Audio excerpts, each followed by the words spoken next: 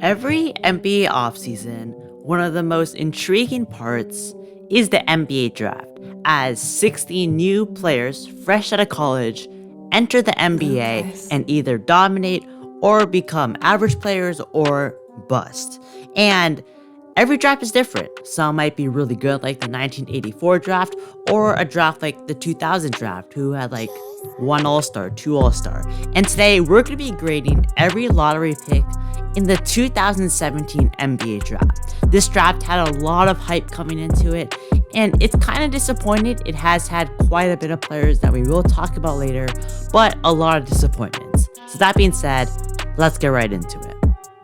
With the first pick in the draft, the Philadelphia 76ers, via the Boston Celtics, via the Brooklyn Nets, drafted Markelle Fultz. Fultz was the best point guard in the draft and recognized as the best player, for he was drafted first overall. At Washington, Fultz was a beast, being compared to James Harden. This 76ers team were at the end of the tanking part of the process, and Markelle seemed to be that missing last piece. But something bizarre happened. He had a shoulder injury that changed his pretty smooth form to one of the ugliest forms in NBA history. After 2 years, he was given up on the Sixers. Then, in the trade deadline, being traded for a second round pick and Jonathan Simmons. The first overall pick compared to James Harden, traded for Jonathan Simmons. Jonathan Simmons. 2 points per game, Jonathan Simmons.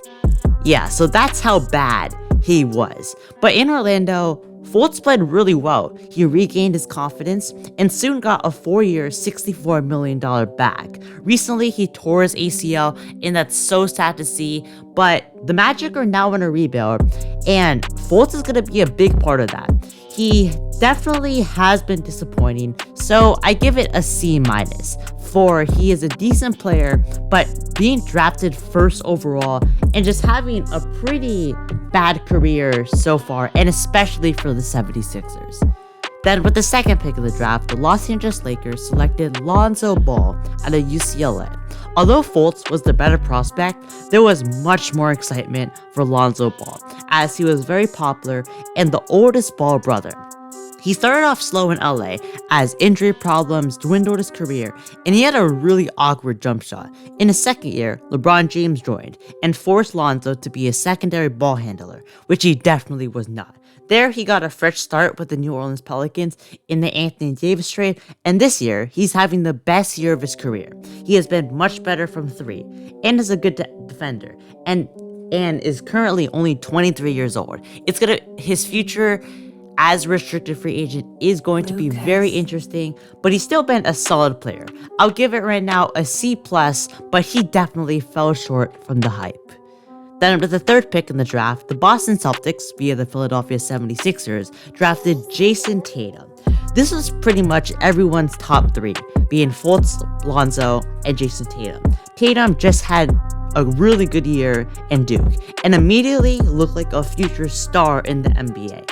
After Kyrie Irving and Gordon Hayward got hurt, Tatum and Jaylen Brown stepped up in the playoffs, pushing LeBron and the Cavaliers to 7 games. And ever since, he's been a superstar and franchise player of the Celtics. He's been on a tear recently, and this was one of Ainge's best moves, trading down from the first pick to the third pick and picking up Jayson Tatum.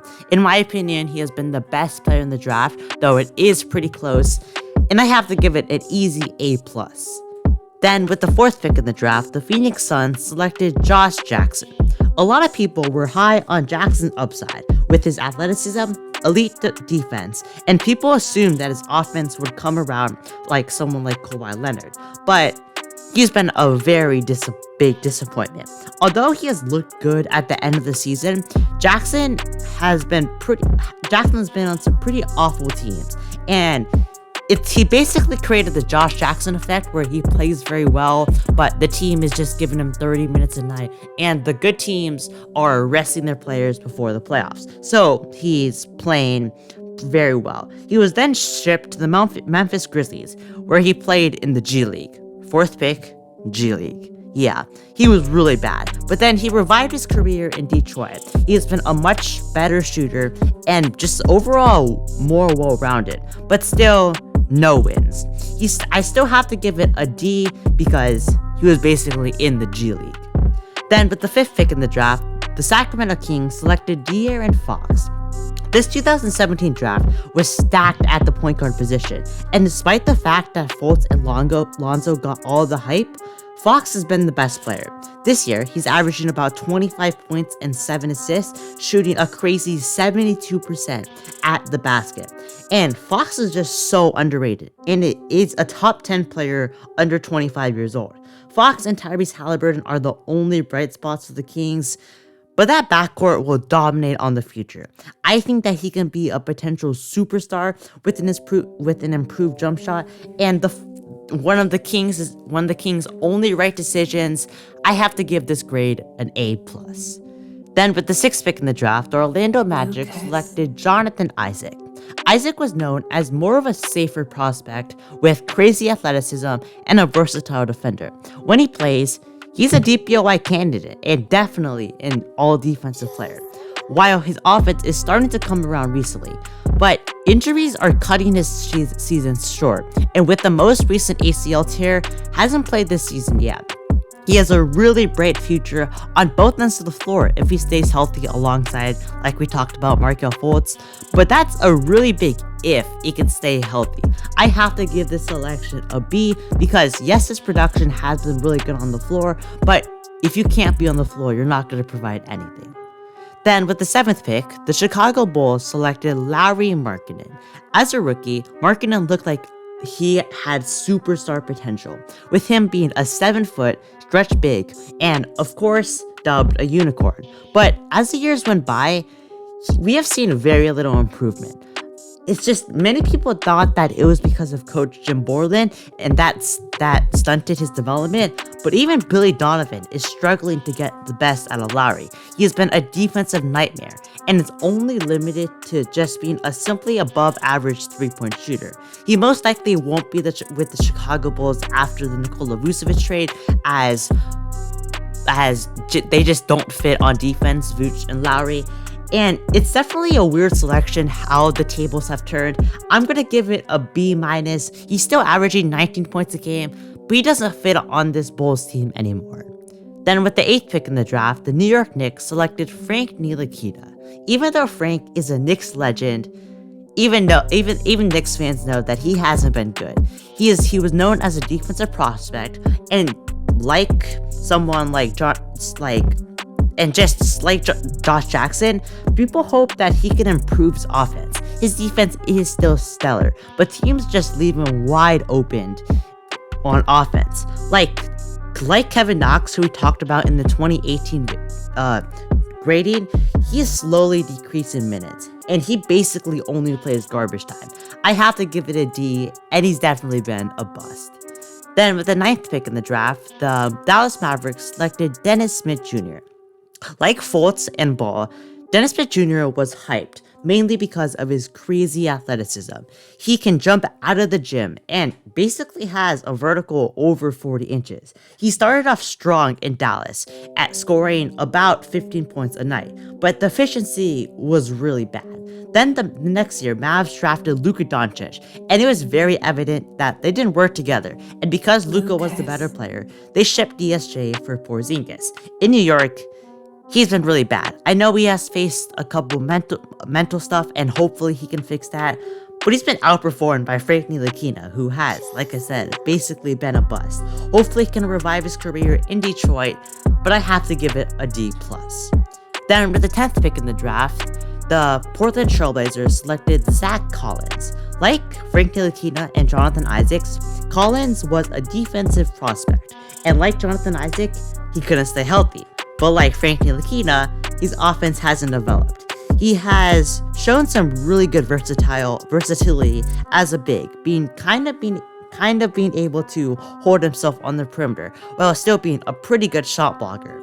But just so many injuries for Zach Collins. I personally think that he is a center, but is forced to play the power forward position with Jusuf Nurkic being their starting center. He has shown a lot of glimpses, but then the next game he gets injured, sidelining him for like a month. Collins can be very vital to this Blazers team, especially on defense, where the Blazers are currently 30th in defense. The Blazers have a worse defense than the Nets. Let that sink in. I would personally grade this Collins pick a C. He's definitely been a solid player, especially on defense. But like I said for Jonathan Isaac, if you can't stay healthy, you aren't providing anything. Then with the 11th pick in the draft, the Charlotte Hornets selected Malik Monk. Monk was seen as one of the top scorers in this draft, and he seemed like a pretty good fit to ease the lows off their franchise player, Kemba Walker. And in the NBA, Malik Monk has been pretty inconsistent, but this year having the best year of his career, averaging 13 points, 3 rebounds, 2 assists on 46, 42, 81 splits. He has shown a lot of potential, and I see him as a potential microwave six-man like a Jamal Crawford or Lou Williams, and it was a solid pick, so I give it a C+. Then with the 12th pick in the draft, the Detroit Pistons selected Luke Kennard. Kennard has had a very quiet career so far, mainly because he plays with the Pistons, but he's proven to be a capable 15-point per game scorer on 40% from 3. After being traded to the Clippers for Saddiq Bey, which was an amazing trade for the Pistons, Kennard has been really inconsistent. One game, he's getting DMPs and only playing in garbage time. The next game, he's starting and getting 25 minutes a night. He's definitely the Clippers gave him a questionable extension as, like I said, he's getting DMPs, and you don't want to pay a guy who's getting DMPs $18 million, but he's still a good shooter, a capable playmaker, and can definitely, if he just turns on fire, can win you a playoff game. I would give it a B, and he's just basically an above average player. Then with the 13th pick in the draft, the Utah Jazz, via the Denver Nuggets, selected Donovan Mitchell. Mitchell didn't have any high hopes entering the league, as there was not much attention when he was traded to the Jazz, and he surprised everyone in Summer League and lit the NBA in his rookie season, almost winning Rookie of the Year if Ben Simmons didn't miss his first season. His leadership, athleticism, shooting, and improved playmaking has made the Jazz a perennial playoff team.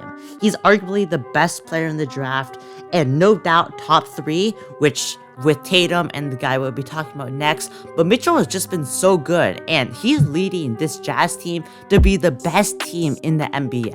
I have seen some lists where they think Mitchell is the best shooting guard in the league, and even though I wouldn't say that, he definitely has a case. This one's an easy A+, as he's basically been a borderline superstar, and picking him basically in the end of the lottery, that's really good value. And finally, with the last pick in the lottery, the Miami Heat selected Bam Adebayo. Despite the fact that Bam was the top high school recruit, in Virginia, he was asked to play defense, set screens, catch lobs, and dunk in college. And in the NBA, his career started slow, but he worked his way up to a starting position and an all-star. After Hassan Whiteside injury, Bam broke out and proved that he was the center for the future. In 2020, he became an all-star and became the second best player on the finals team. With his versatility and potentially expanding his game to the three-point line, the sky is the ceiling for Bam Adebayo, and he's no doubt a top 5 center in the league and a top 3 player in the draft with Donovan Mitchell and Jayson Tatum. I think this is an easy A+, and it's just crazy how good the Heat's development has been. They drafted players like Bam, Tyler Hero, and even though they haven't had many picks, they've hit their picks that they have in the late lottery. So that being said, that's going to be grading every 2017 lottery pick. Make sure to subscribe to the channel, like the video, and I'll see you all next time.